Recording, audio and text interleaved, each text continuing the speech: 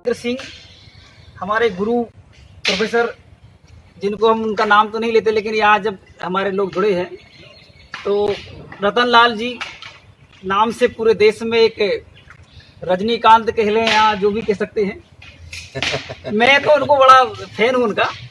तो देखिए सर, मैं कुछ आपसे पूछना चाहूँगा, क्योंकि काफ़ी समय हो गया आपको लड़ते हुए और हम जैसे लोग आपके द्वारा कुछ आ गए, ठीक है, इस लड़ाई में।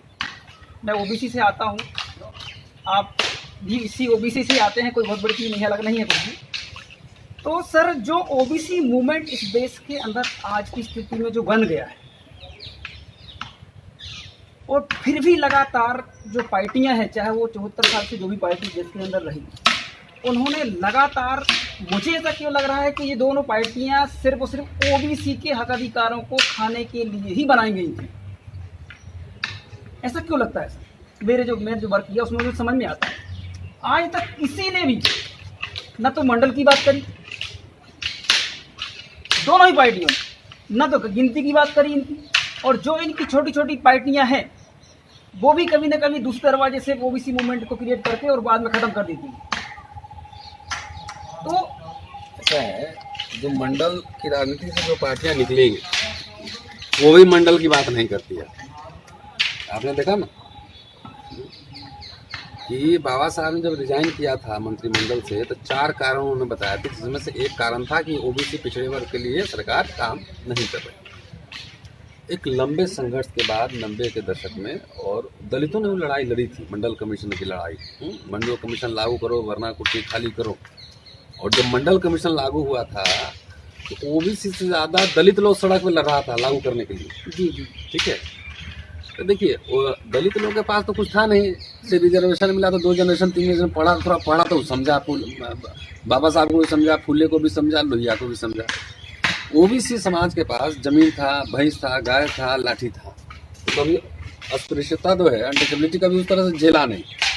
तो उसमें जागरूकता आने में, चूँकि रिजर्वेशन बाद में आया, पढ़ना लिखना बाद में शुरू हुआ, तो थोड़ा जागरूकता आने में समय लगा, और लग भी रहा है कि जिस दिन ओबीसी का समाज, पिछड़ा वर्ग जाग जागा, जिस दिन महेंद्र सिंह लोधी रतन लाल का नेतृत्व स्वीकार कर लेंगे और ओबीसी जग जाएगा, इस देश के संविधान और देश को बचाने में सबसे अहम भूमिका पिछड़े वर्ग की होगी। तो देखिए, आप ओबीसी समाज के साथियों जो सुन रहे होंगे, ये कितने हमें गर्व की बात है कि प्रोफेसर साहब का ये कहना है कि यही वो समाज है जो लोकतंत्र की, संविधान की, बाबा साहब। कारण है, मैं क्यों कह रहा हूँ, संख्या भी है,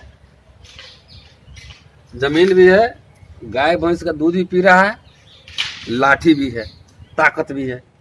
जिस दिन चाहेगा इस देश को और देश के संविधान की रक्षा किससे करना है, सीधा किससे रक्षा करना है, चुटैयाधारी होंगे भाई। आर बीजेपी RSS जितना जनउधारी लोग है, जनऊ लीला का जनक लोग है जी, उनसे रक्षा करना है, इसलिए आपको तैयार करना पड़ेगा। लोग, हमारे नेता भी जनऊ लीला के फांस में फंसे। सर, एक और चीज जो काम हम लोग कर रहे हैं उससे एक चीज आई है निकल के, कि आज जो फ्रेम चला फेसबुक पे, आई सपोर्ट ओबीसी, उसको 10 करोड़ लोग लगा चुके हैं अपने फ्रेम पे। तो मैं सर आपको ही देना चाहूंगा इसका वो क्रेडिट कि आप लोगों ने जो किया, हमको ज्यादा क्रेडिट है ना, मैंने कुछ नहीं किया। नहीं, जो क्योंकि देखिए, आई सपोर्ट फ्रेम 10 करोड़ लोगों से ऊपर जाना, मतलब इस देश की वोटिंग का 10% मतलब जो उलट फेर कर सकता है। 10 करोड़ अब जितना ओबीसी भाई लोग है ना, उनको लगे कि सक्षम नेतृत्व अगर दलित वर्ग से आ रहा है, हाँ, चाहे आदिवासी वर्ग से आ रहा है, चाहे अति पिछड़ा वर्ग से आ रहा है, तो उसके नेतृत्व को स्वीकार करे। नहीं कर रहा है ना, ये नहीं कि नहीं मैं पिछड़ा वर्ग का दबंग जात हूं तो मेरे पीछे सब लोग आ जाओ, ये नहीं। अगर सक्षम लीडरशिप किसी भी समुदाय से आ रहा है, कर्पूरी ठाकुर की जाति कितनी थी बिहार में? 1%, 1.5%। कर्पूरी ठाकुर बहुत बड़े नेता रहे। जी जी, तो नेतृत्व को पहले समझिए। जी जी, ये लोग कह रहा है कि मैं 15% हूँ, मैं 18% हूँ, मैं 30% हूँ, कह के क्या दिखलाना चाह रहे हैं कि जो 3% है तुम पीछे रहो मेरे। 3% में से अगर कोई बड़ा इतिहासकार पैदा हो रहा है, कोई बड़ा जर्नलिस्ट पैदा होता है, उसको नहीं स्वीकार कीजिएगा आप? करेंगे ना फिर। इसलिए ये देख, चेतना का विकास जरूरी, चेतना का विकास जरूरी है। सब आजकल जाति का आंकड़ा देता है कि मेरी जाति इतना % है, मेरी जाति इतना % है।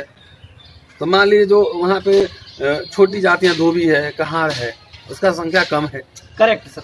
तो बिल्कुल उसको नेता मानिए, उसको अपने कंधे पे बैठाइए।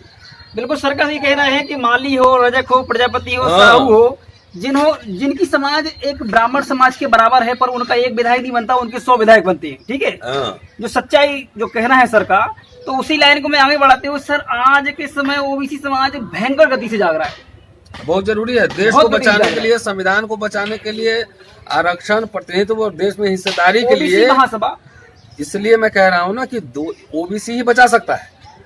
दलितों की संख्या कम है, उसके पास संसाधन भी उतना नहीं है। ठीक है, आदिवासी की संख्या कम है, संसाधन भी नहीं है। तो संसाधन और संख्या किसके पास है? पिछड़े वर्ग के पास। जी जिस दिन ये जगह जाएगा उस दिन देश का राजनीति की दिशा बदल जाएगी। सर, हम एक काम किए हैं ओबीसी महासभा के माध्यम से, देश के अंदर हम हर महीने 13 तारीख को ज्ञापन दिलवाते हैं। अभी का जो ज्ञापन था लगभग 1000 से ऊपर, मतलब 3000 तक गया, हमारा गांव स्तर तक हम पहुंच गए ज्ञापन देने के लिए।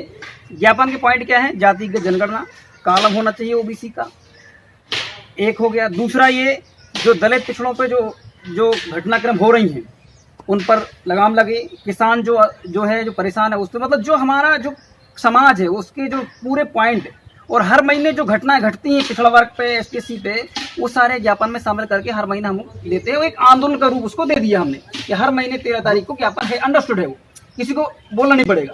तो ये सर शायद मुझे लगता है कि आपको अच्छा लगा होगा कि ऐसा नहीं, बढ़िया है एकदम। अब खाली ज्ञापन नहीं देना है, जरा कोरोना खत्म हो जाए तो सड़क पे उतार देना है। बिल्कुल बिल्कुल बिल्कुल।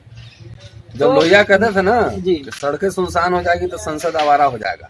तो हम खाली मार्गदर्शन संसद लेते रहते हैं सर से, नेता भी आवारा हो समय जाता समय पर मार्गदर्शन उनका रहता है कि मैं ऐसे चलना है, अपन को ऐसे करना वोट है। हमारा, राज तुम्हारा, जी, वोट जी। हमारा, राज तुम्हारा।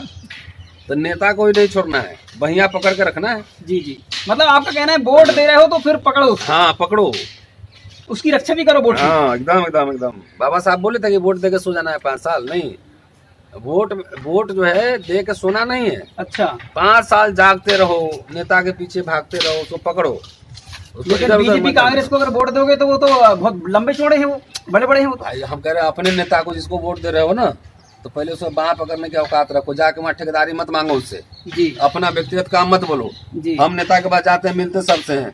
आज तक कोई नेता बोल दे कि मैंने कहा कि रेल का टिकट मेरा कंफर्म करा देना। हम समाज की बात करने नेता के पास जाते हैं, बहुत बढ़िया। व्यक्तिगत काम के लिए नहीं जाते हैं। नेशनल दस्तक की आपसे गुजारिश है कि अगर इसको बचाना चाहते हैं तो नेशनल दस्तक को सब्सक्राइब करने के लिए रेड कलर के सब्सक्राइब बटन को दबाएं, फिर बेल आइकन की घंटी दबाएं। नेशनल दस्तक को बचाने के लिए बहुत जरूरी है कि हर खबर को शेयर करें, लाइक करें, कमेंट जरूर करें।